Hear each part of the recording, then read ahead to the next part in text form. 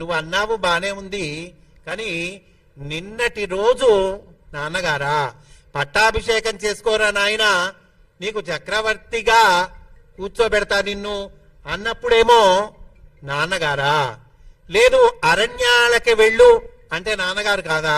ఇప్పుడేమయ్యారు? నిన్న నాన్నగారైనటువంటి ఆయన ఈరోజు నాన్నగారు కాకుండా ఎట్లా పోతాడు?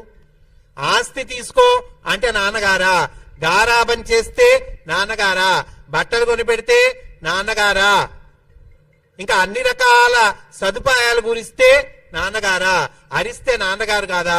కొట్టినవాడు నాన్నగారు కాదా? తిట్టేవాడు నాన్నగారు కాదా? అది మన మంచి కోసం కాదా?